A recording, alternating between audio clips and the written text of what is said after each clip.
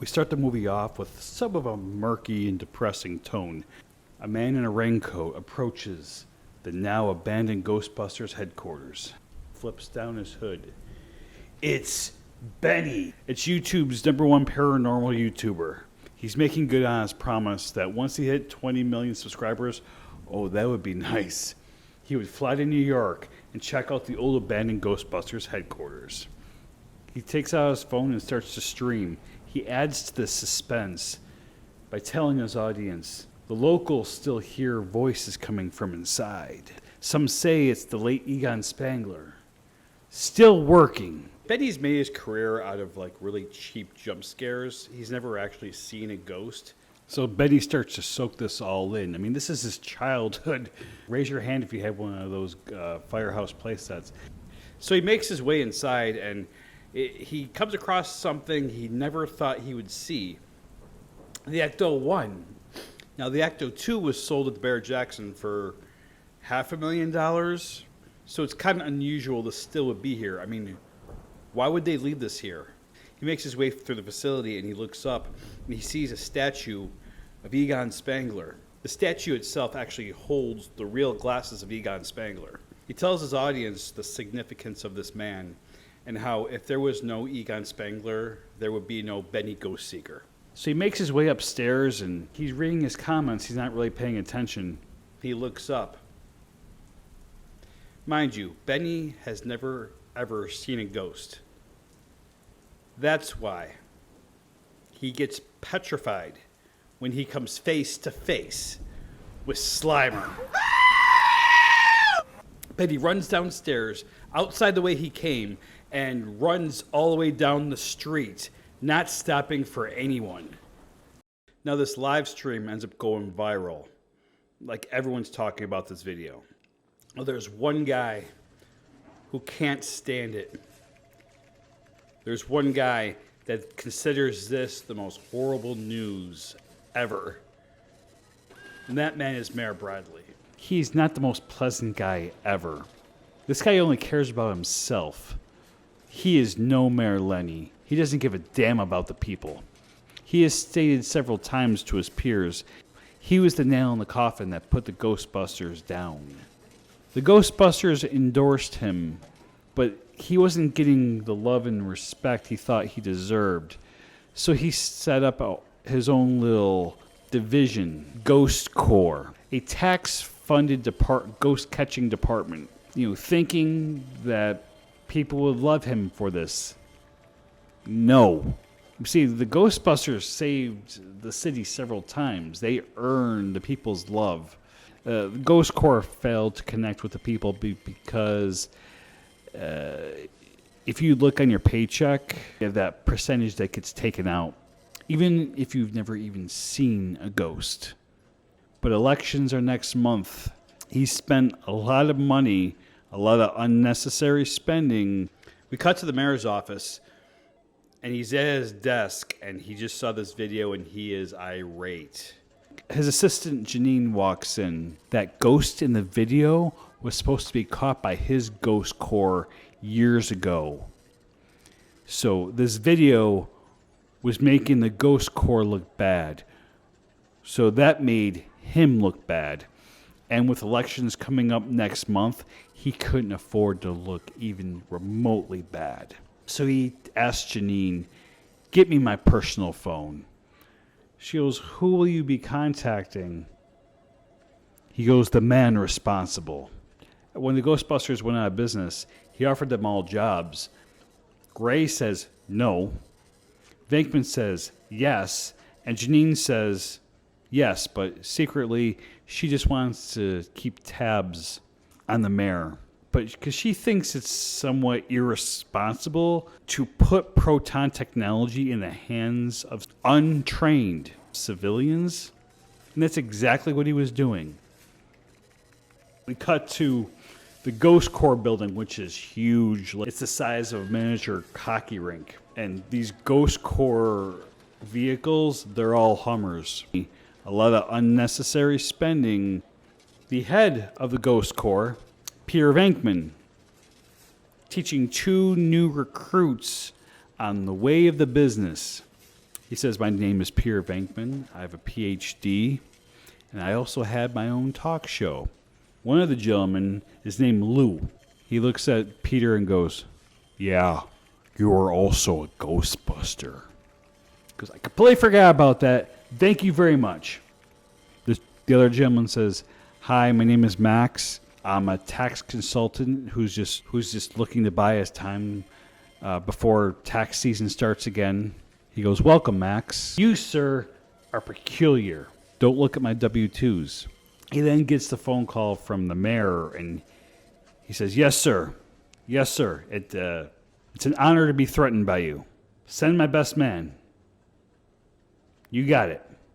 He hangs up the phone. He says, excuse me. And he buzzes in Jill Holtzman, who had gotten Venkman's attention when she was reported by Buffalo University where she was going to school for trying to duplicate the Ghostbusters technology. Oh, and she almost blew the roof off. Peter had to have her on Ghost Score. Ever since then, she's really become the best person there. She walks in, and he goes, I want you to take these two gentlemen and deal with a certain situation. She goes, of course. What's the status? He goes, class 5. She goes, class 5? Do I look like an amateur? No offense, guys, looking at the two new guys. He points out exactly where she's going. She's going to be capturing the class 5 full roaming vapor. She's going to become a legend by the end of the day. Peter says, you kids go have fun. Remember, don't cross the streams. I have to tell you that. Winston Zedmore calms a widow down, saying her husband was a very good man. His undertaker, Kevin, steps in, and this guy has a silver tongue with people. We've taken the Armani suit that you had given us and put it on him, and he is looking amazing. The man had great taste. The widow smiles. Now, Kevin has this reputation that he is so good at what he does that he has requests from the living. Some people call him the Widow Whisperer. And in walks Patty, Winston's niece. And she's not a bad person per se, but she's too honest for most people. She mentions to the widow that we managed to put her husband's head back on his shoulders. She starts busting out crying. Winston's like, oh dear God, my office now. He has sympathy for her because the Air Force took away her wings, which is the one thing she refuses to talk about, but still. He goes, I have a business to run, and you can't be saying things like that. We have to empathize with people. She goes, so I'm not fired? No, you're not fired, but just watch yourself, please. Now, well, he continues his rant. He gets a video chat call from his son, Isaac, who is smarter than his own good. This kid is brilliant. He asks his son, have you filled out those college applications yet? He makes the same excuse. I don't want to commit to a 4-year college quite yet. I want to travel the world first. I want to discover an alien. Winston says, I don't believe in aliens, but what I do believe in is my son getting an education. Isaac points out, well, maybe if you worked for a company that captured aliens, you'd be singing a different tune. Isaac! Sorry, Dad. It's just there's something you might want to see, and he forwards the Benny video. Just his headache just grew. Great. Fantastic. Now, all 3 remaining Ghostbusters are not on good speaking terms. Patty says you need to do something. Maybe you need to go down there. This could be your one chance to really tell Ray how you feel. You didn't teach me to be weak, Uncle.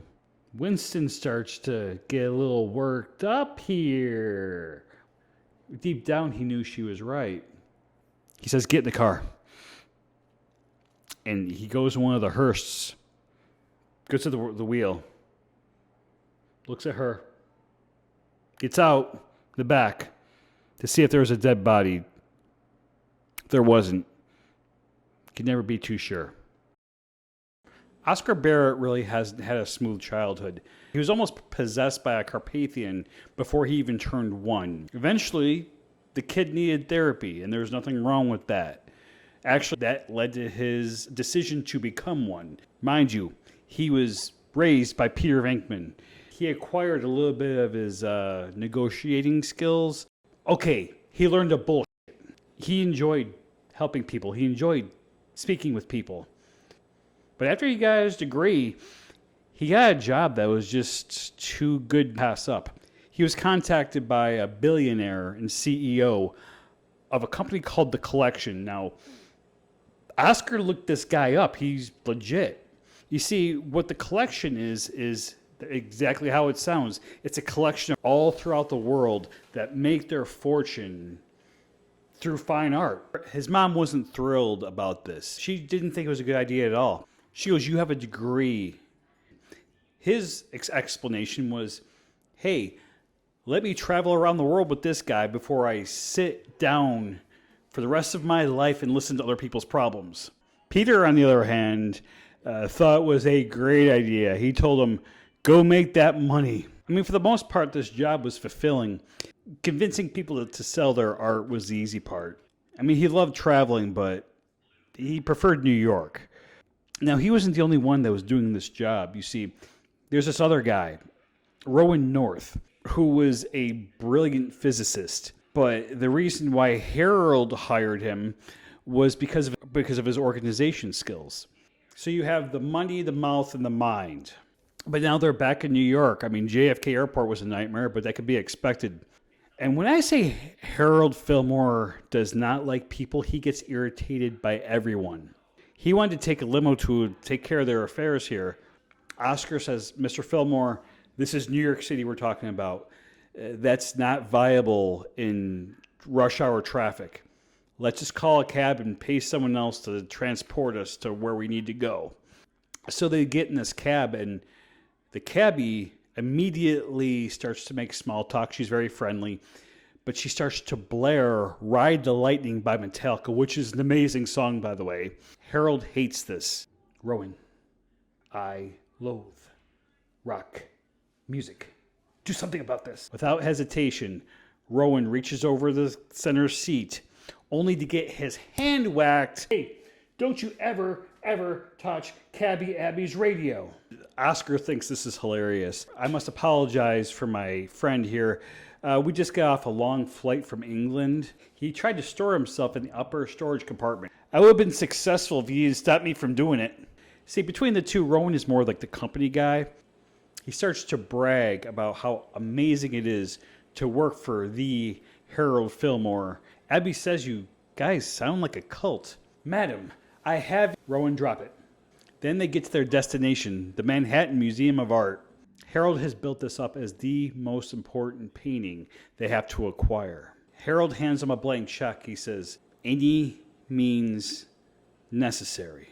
He goes, "Hey, if I can convince the Queen of England to sell her painting above her throne room, I think I can handle this." That's just because she thought you were cute. So he walks in, and he walks up to the one painting that's given him so much therapy over the years. "Hey, Big Head, I'm back, buddy." Trash talking this painting is a way for him to express himself. He goes, "You can look at me all you want. I'm just going to look at you back." You know, there was a time that face gave him so many nightmares. But thanks to his amazing support system, he was able to work through it. But he still resented this painting for what he tried to do to his mother. "If I have it my way, you're going to have a new owner, buddy." Here's a voice coming from behind him. It's his mom. She gives him a hug and says, "I got a little bit of a confession. I didn't want you anywhere near that painting. That's a fake. And part of a tourist attraction." His face goes. She goes, "The real painting Ray has. I'm going to go get this painting. When I'm done working, I'm going to come back and I'm going to treat you to dinner. Before we go to Italy or something. I don't know." So he goes back out to the cab and he tells him of the situation. And Harold refuses to get in this cab. He goes, "You go finish the cab ride from hell. Rowan and myself are going to deal with other affairs." Oscar looks at Rowan and goes, "Dude, before we leave, we're going to Times Square. There's a place that has the best mozzarella cheese." So he gets in the cab, and there they go. His face gets sad. He goes, "I'm going to miss Oscar." Harold's expression doesn't change. He goes, "Oscar is merely a vessel. Soon he will become the one he was always destined to be." Okay, you know that comment Abby made about them sounding like a cult? She was right. Harold Fillmore is a cult leader who's disguising himself as an art dealer. His goal is to get this painting and repossess Oscar. He thinks it's destiny. He waited years for this young man to grow up, and just the right opportunity to bring him on board. He had no clue he was working for a cultist. Rowan, on the other hand, fully knew. Oh, he drank all that Kool-Aid. Harold promised Rowan, after this New York trip, you're going to be an official member of the collection. Rowan didn't have the support system that Oscar did. Harold became somewhat of a substitute father figure to him, which he mostly always wanted most of his life. But he also wanted success. He wanted respect. These are things that had been eluding him for years. At the cab, Abby's making small talk with Oscar. They're talking family, and then she sees exactly where she's going, and she put two and two together. "Holy crud! Your stepdad's a Ghostbuster!"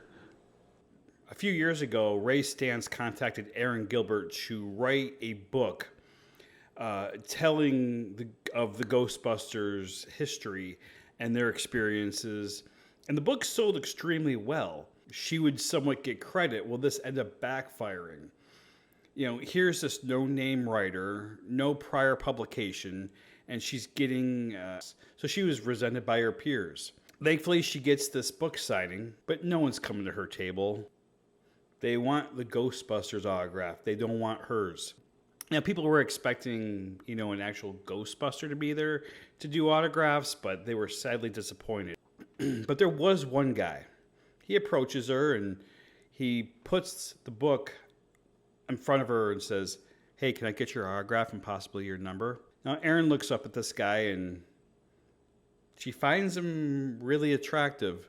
She always has. She goes, "Honey, you've had my number since before we were dating." He's like the best husband in the world. Very supportive. No matter what she does, he always backs her. She goes, "Hey, I'm going to be late for dinner." He goes, Let me guess.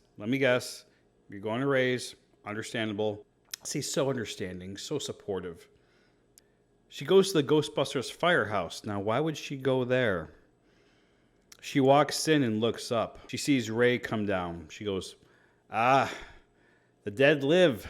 Ray has been living in the old abandoned Ghostbusters firehouse for years, protecting this facility, and 30 years worth of equipment is pretty much responsible.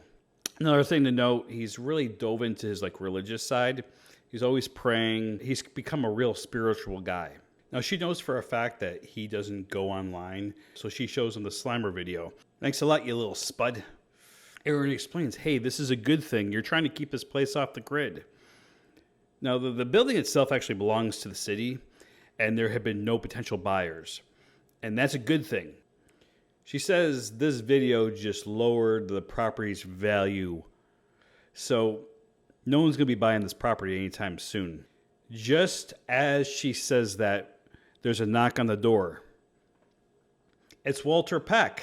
Now, over the years, Walter and the Ghostbusters have really learned to work with each other. He understands what they had to do, and they understand that he has to put the brakes on them every once in a while. He actually became friends with Egon.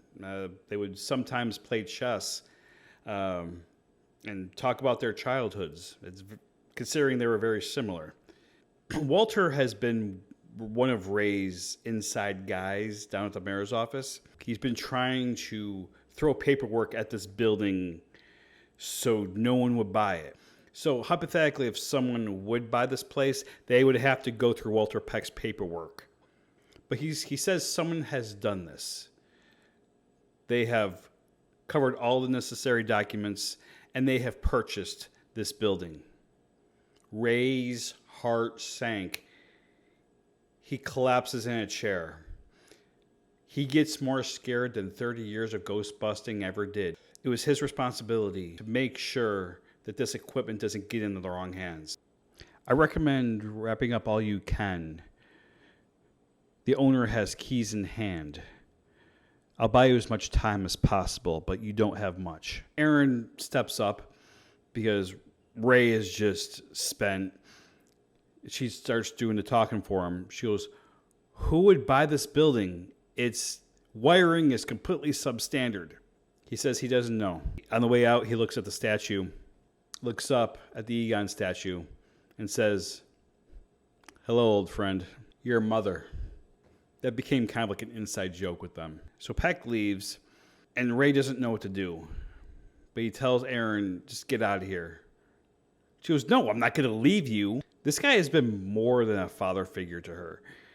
She's been best friend.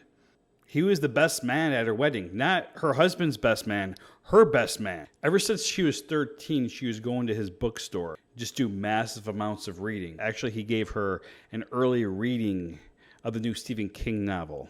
They're not going to remove us without a fight, Ray. Tensions are really starting to build because everyone's coming to this building. Who's going to show up first? Only time will tell.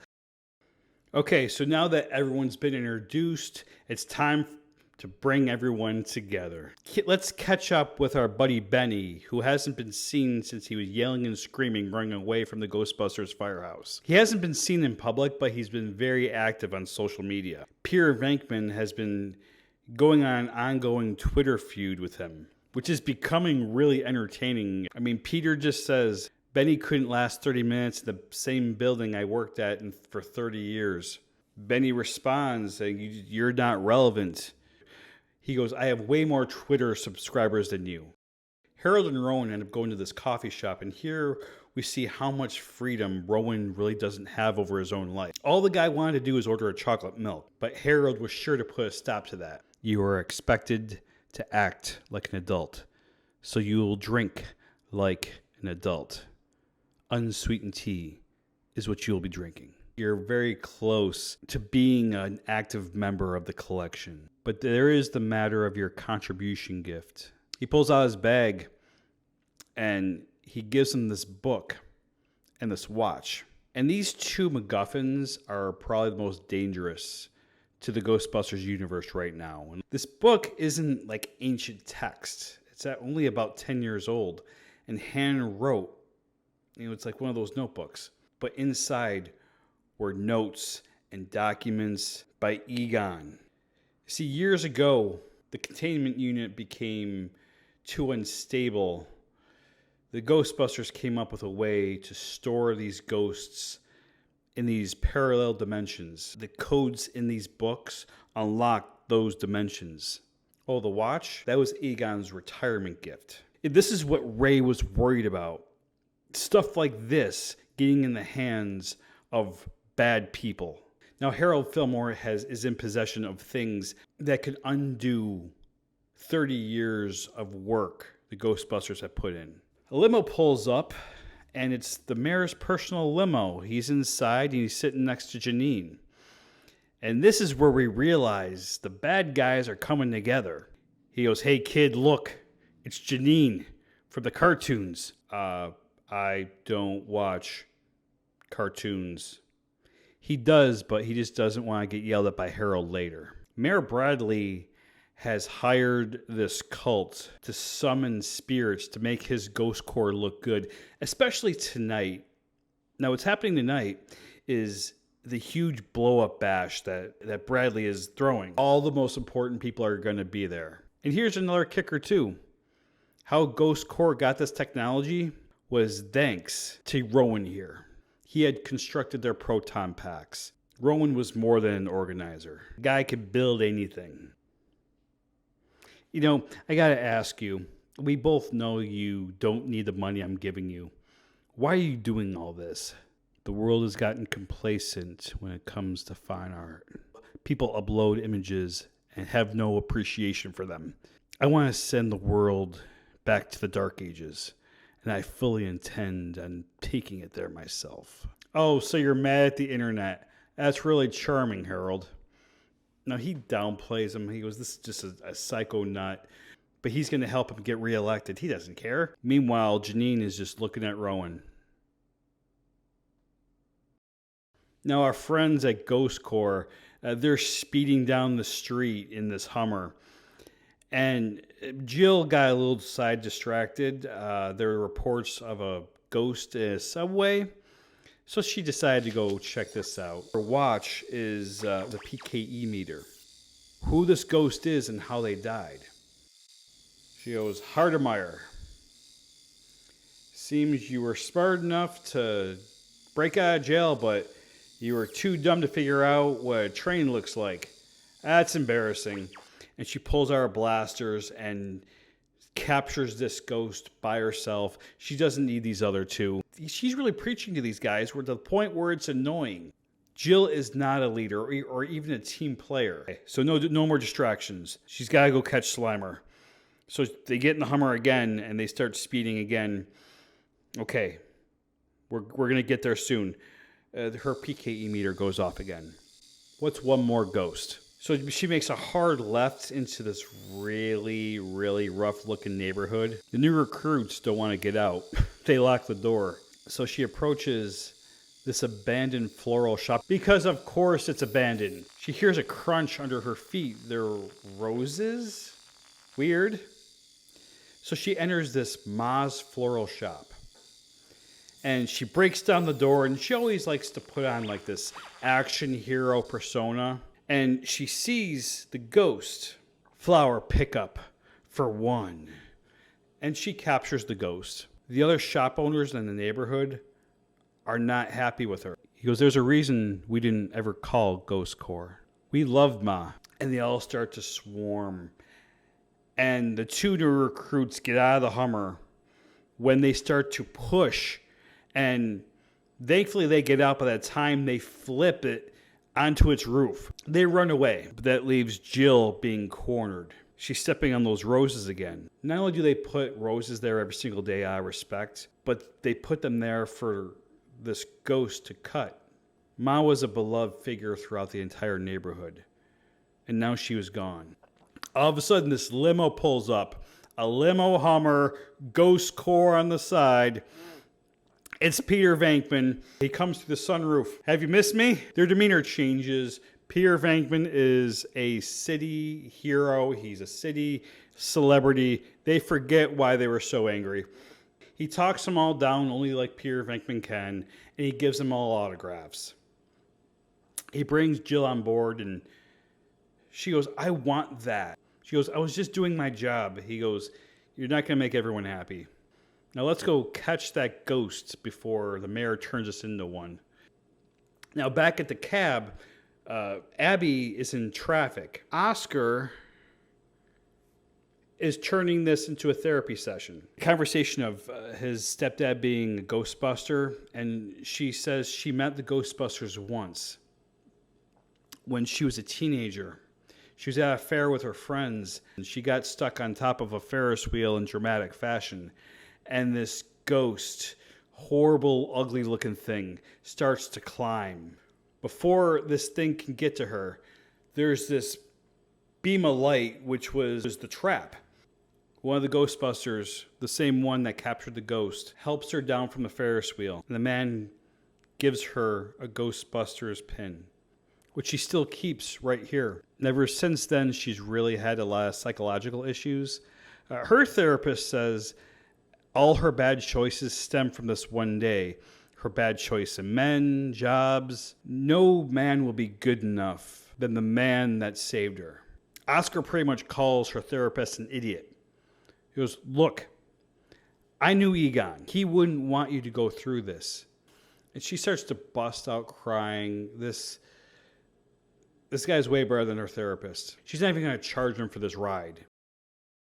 Winston's hearse is stuck right behind construction. Gotta love New York, guys. So Patty starts to ask, why haven't I met your former colleagues? He didn't want her to experience what happened to the Barrett kid. The more she was away from the public eye, the better she was going to be, and she turned out fine. And this is the biggest compliment. She always felt like a mess up to him, but she explains the only reason she joined the Air Force is to follow in his footsteps.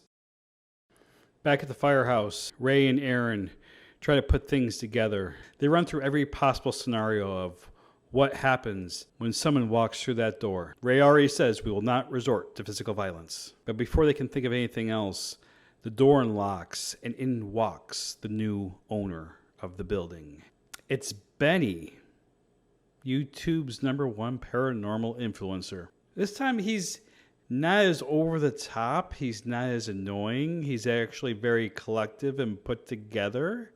He introduces himself as Ben Patel. Thing was that whole Benny Ghost Seeker was just a persona for YouTube. He knew who his target audience was. He's actually a really intelligent guy. Here's another kicker. He's never actually broken into places. He always buys these facilities and then stages a break-in. So he's never actually broken any laws that way. Actually, it was now Ray and Aaron that were trespassing. But Benny is starstruck. He's extremely happy to meet Aaron.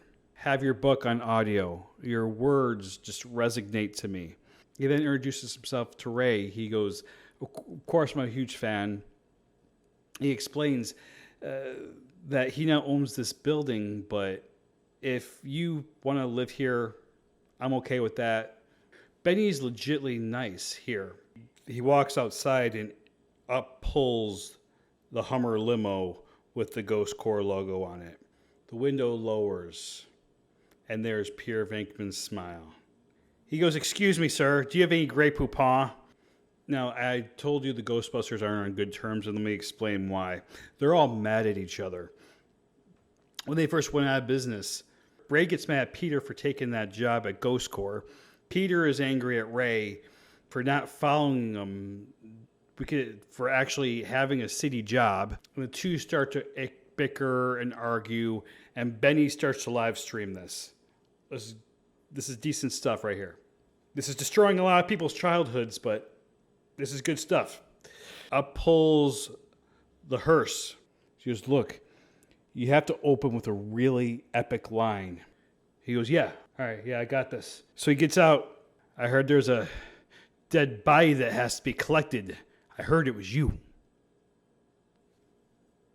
Here's why Winston is angry at them. When they first started making cuts, Winston was the first person they cut because he wasn't a quote-unquote scientist. They cut him before Janine. So he took this personal. So he went out, got a business degree, and opened up his own business. And now he's the only person working for himself. Betty's face lights up when he sees Winston. This was his favorite Ghostbuster. He runs up, gives him a hug. Yay! Patty takes him with one hand and puts him on the curb. She says, be cool. He gets a selfie with Winston, and he's just like... Then Benny looks at Peter. He walks up to him, and everyone thinks these two are going to get into a fight because their online feud has become much read online content. Benny goes, Mr. Venkman, it's a pleasure working with you. And the two shake hands. After Peter watched the Slimer video, he personally contacted Benny. He goes, look, this is good, but you need to create more controversy, and I want to help you get to the next level. They staged this online feud to make their names a little bit more fire, and it worked. You have corrupted that young man, Peter. Hey, the kid's learning from the best here. All three of them started yelling and screaming again. And Benny starts to live stream this again. Okay. It's just getting repetitive and sad. Aaron and Jill come face to face too. You think they're going to have some words. But no, they're actually civilized adults. They both recognize each other. They're both hardcore ghost nuts that they would know who each other were. She goes, I love your work. You have the ghost catching record down at Ghost Corps. You make the Ghostbuster stories come to life as I'm reading them. Oh, they're total fans of each other now. Patty approaches Aaron and Jill, and she goes, just let them hash this out. This is actually good for them. This is progress. At least they're speaking. Another car pulls up. It's Cabby Abby. Oscar gets out, and all the Ghostbusters shut up. They have this common interest of not wanting Oscar to know their business, which has always failed, but they always tried to kind of keep their composure when he's around. Are you guys working a birthday party? Just give him a hug, and Peter starts to tear up. He hasn't seen his son in 2 years. This is the most vulnerable we've ever seen Peter. Jill goes, oh yeah, I'm here for a job. She excuse me. I have a ghost to catch. And she walks in. So Patty and Aaron follow her in. Benny follows because this old guy therapy session is getting old. So he's going to try to get whatever's going to be going on in the facility. So he follows the ladies. Jill puts down her goggles, and she sees Slimer eating out of a trash can. She pulls out a dart, throws it against the wall. Now this dart sends off the shock. It was basically a device to help keep ghosts in the room. Slimer was trapped. Looks like our reputations have preceded ourselves. She pulls out her 2 blasters, which is like her trademark. And Aaron's like, is this necessary? I mean, even Patty's like, yeah, that. Jill's like, I have a job to do. And Benny's getting this streamed. This ghost made him pee his pants, so this is going to be satisfying. But Jill lowers her blasters. She powers off the force field. She then starts to think about that ghost and how she was doing her job, but people hated her for it. Like, the last situation with that last ghost really stuck with her. Like, what she was doing, she had to question, why was she doing this? She was good at catching ghosts, but why? This ghost, who is a city icon, is just eating. He's not bothering anyone. She has to follow orders because the mayor said so? No. She looks into Benny's live stream and speaks directly to the mayor. She goes, this little spud has done more for this city than you ever will. I quit. She then throws down her Ghost Corps badge. She looks at Slimer and goes, you're all right by me. Slimer flies at her and just slimes her, sending her crashing, full of slime, laying. But she's laughing. And Benny's getting this on live stream. People are loving this. He's reading his comments and goes, they're asking if you're a Ghostbuster now. And she gets to her feet and she starts to look at the comments. And she goes, these people are brilliant. You know, she's finally getting the recognition she always wanted. And a light bulb hit Benny. He goes, what if? Benny goes, what if we can convince these guys to make a comeback? What? Yeah. People love nostalgia. They love the Ghostbusters.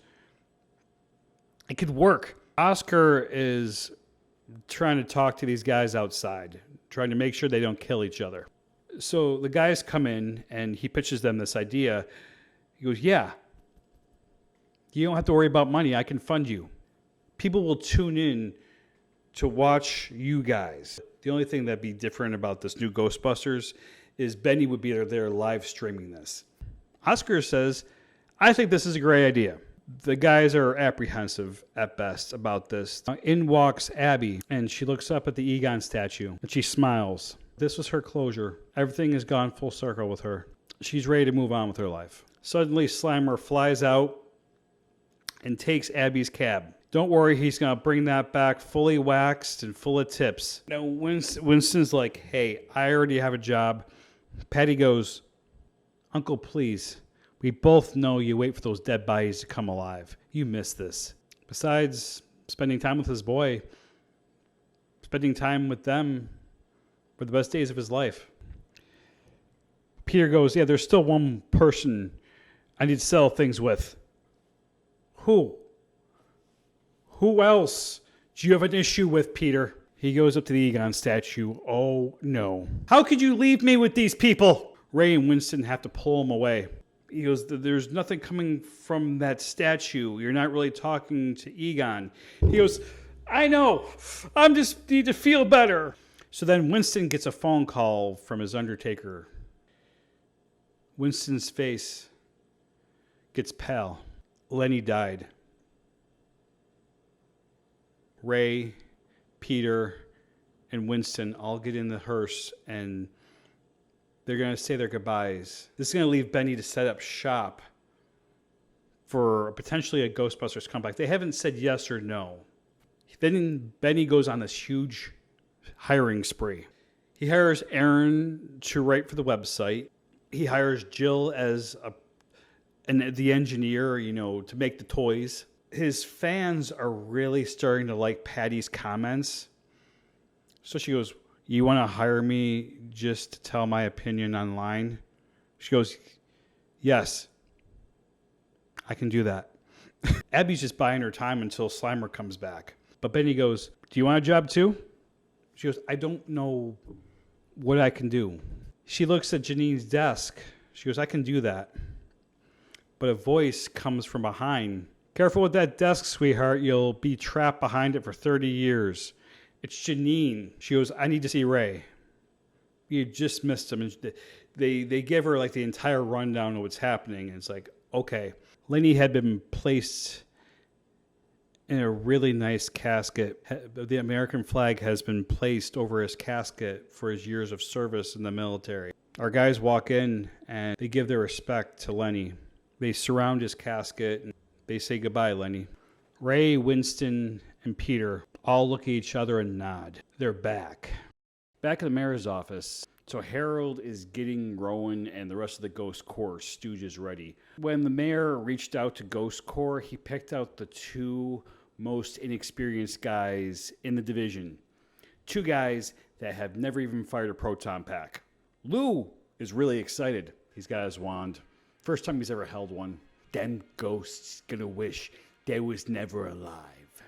No, he accidentally hits the button and fries the entire mayor's office. Rowan steps in and properly shows him how to hold it. Where did he pick up all this? Where did he get that book? Where did he get that watch? Only time will tell. So Ghost Corps is ready to go. Mayor Bradley is in his nice tux. He's ready to rub elbows with the city's best. He walks out of his office for a brief moment and looks down the hallway. All pictures of great former mayors. He looks up at the photo of Mayor Lenny. My legacy will always surpass yours. Suddenly, the picture just falls and he gets like this big jump scare. Harold walks by him, just kind of shakes his head, walks out. Back at the Ghostbusters headquarters, it's now fun and games. Everyone's interacting. It's fun. They're back. And this is the biggest Ghostbusters crew ever assembled. Peter and Oscar work their way up to the storage unit. He takes them, and there's this painting, not of Vigo, but of how the painting was when we very first left it at Ghostbusters 2. It was just a great moment, but it didn't make a whole lot of sense. And over the years, they kind of figured out why this painting has turned into Ghostbusters as Saints. That was his one last ditch effort at kind of like a middle finger of sorts. Carpathian sense of humor is so unique. But ever since then, there really hasn't been any activity coming from that painting, so there really hasn't been a whole lot of worry. Oscar pulls out his check. Your money's no good here. I'm not going to charge you for your own baby pictures. Now, this is totally uncharacteristic of Peter, because he always takes the money. And he tries to have this really heartfelt moment with Oscar. Oscar goes, look, I know what you're trying to do, Dad. That's not my money. You're not taking a dime from me. Are you thinking father-son trip to Vegas? That's exactly what I'm thinking, Dad. The other side of the building, Ray and Winston are talking, and there's a knock on the door. Ray answers it, and it's a delivery guy. This is a very important delivery. It's just a Tangelo envelope addressed from Tully and Sons law firm.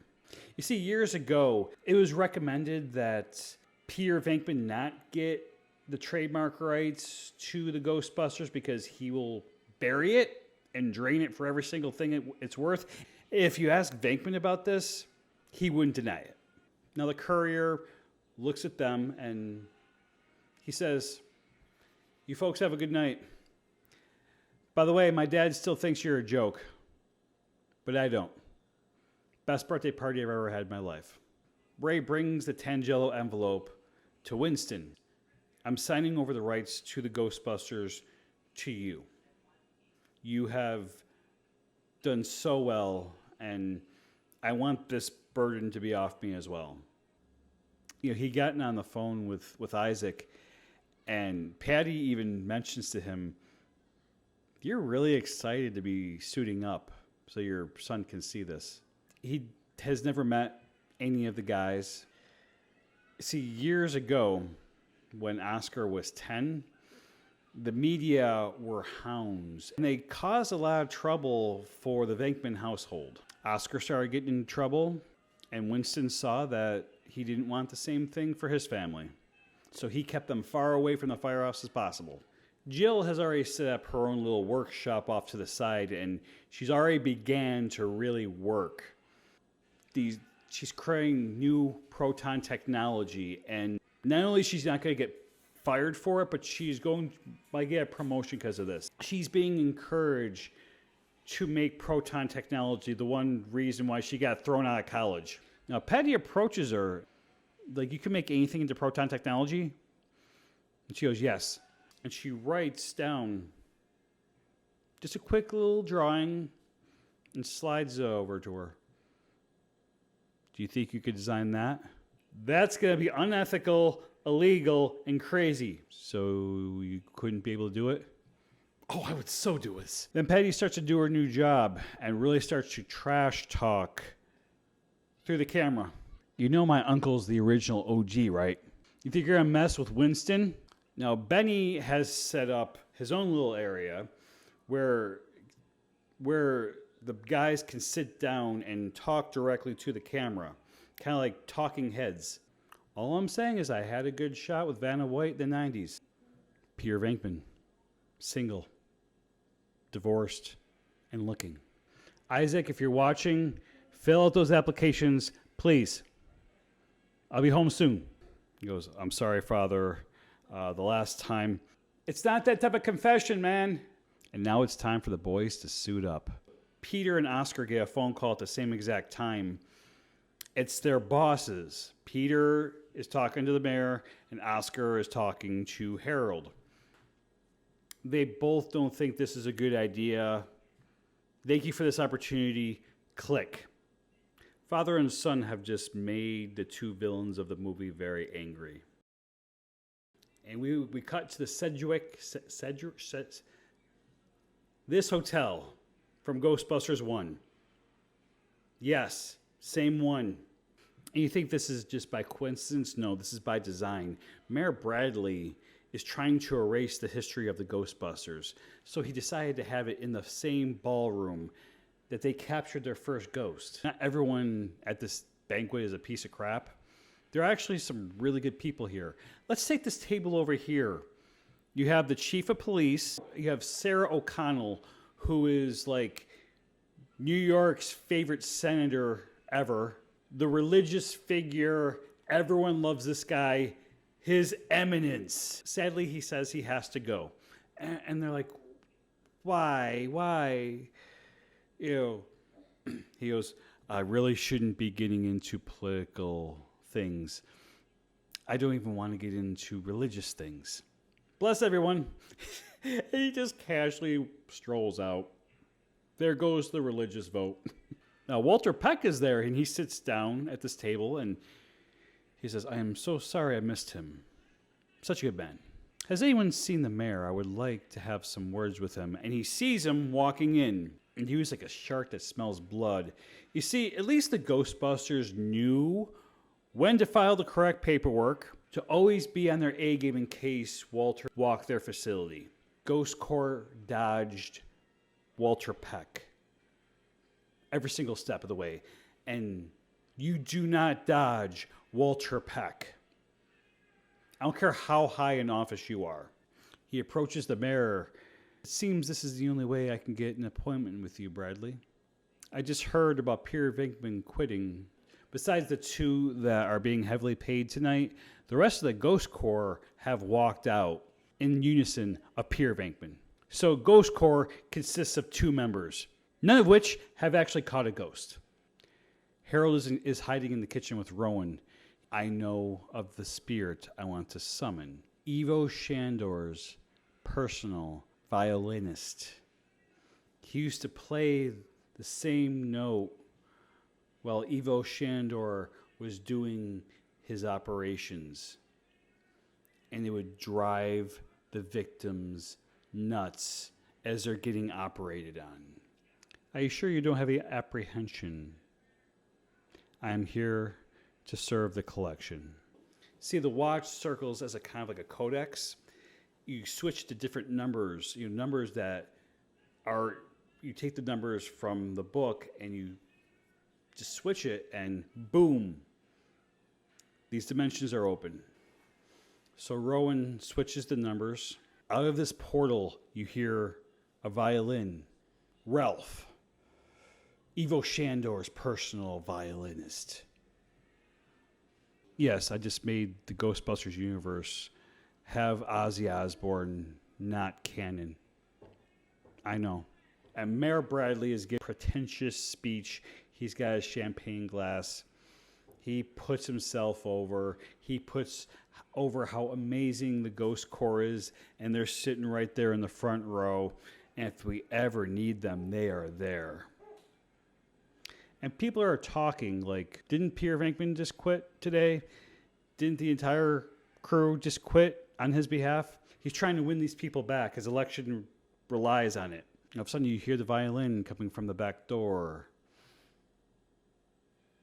He walks in. With his supernatural powers, he flips tables, scares everyone.